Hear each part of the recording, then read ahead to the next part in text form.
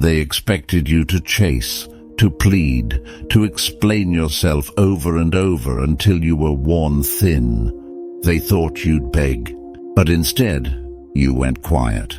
And that silence? It's louder than any argument you could have made. It's not cold. It's not cruel. It's power. Stoic power. And it cuts through all the noise. Because when you walk away without drama, without a scene, without the need to prove your worth, people start to feel the weight of what they've lost. See, silence isn't empty, it's full of answers.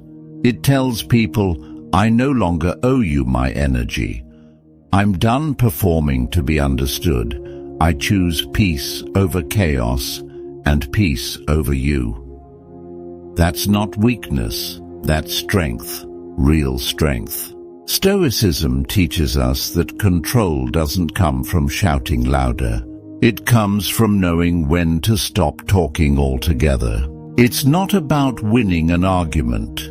It's about mastering yourself. And sometimes the most powerful thing you can do in a relationship, any relationship, is to walk away with your dignity intact and let your absence speak the truth they refused to hear when you were present. It takes courage to go quiet, especially when you're used to fixing things, when you're the one who always reaches out, always makes peace, always carries the emotional weight. But at some point you realize, if they truly valued you, you wouldn't have to fight so hard to matter. So you stop. You let the silence say what words never could. And in that space, something shifts. They start to notice the echo. At first, they might pretend they don't care, act unfazed, post things that scream, I'm doing great without you. But behind all that noise, there's discomfort, confusion, maybe even regret.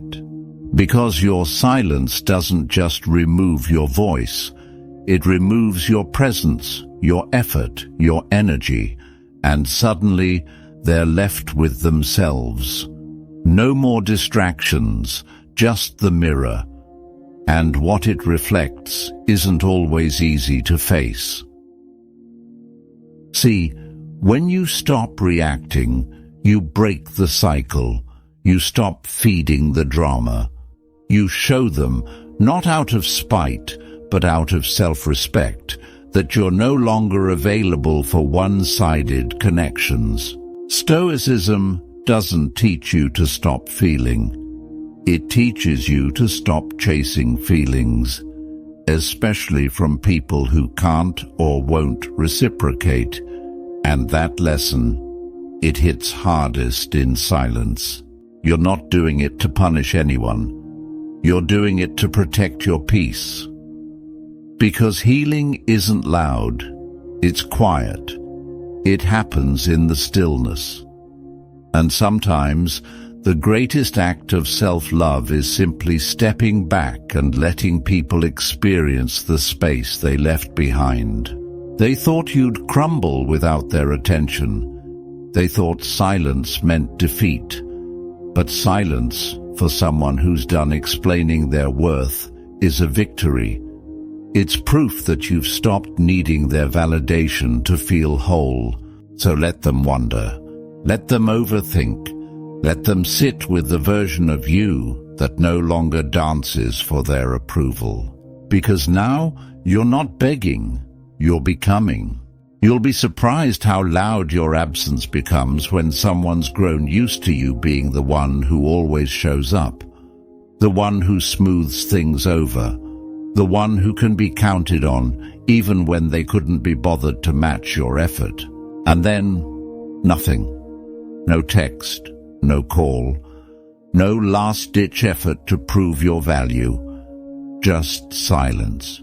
That's when it sinks in. Because here's the truth most people ignore. When you always make yourself available, when you always explain, always fix, always forgive, People start to believe your presence is guaranteed, that they can stretch you thin, and you'll still stay soft, still stay near. But when you draw the line, when you go quiet, it sends a message that's impossible to ignore. You don't get to treat me like I'm optional and still expect me to show up like I'm essential. That's the Stoic stance, calm, firm, rooted in self-respect. It's not a performance, it's a decision. They might try to bait you back in, test the silence, stir up drama to break it. But you don't bite. You don't explain yourself anymore. You've said all there was to say with your actions. And now, you let the silence echo louder than any apology they're too proud to give. You've reclaimed your power, not with noise, but with stillness. And while they may not admit it out loud, deep down, they feel it. Your calm unnerves them. Your indifference disrupts the control they once thought they had. Your silence, it's breaking them. The silence stretches on, and something unexpected happens. You start to feel lighter, stronger, like you're finally breathing air that doesn't carry the weight of someone else's expectations. This is the part they never see coming.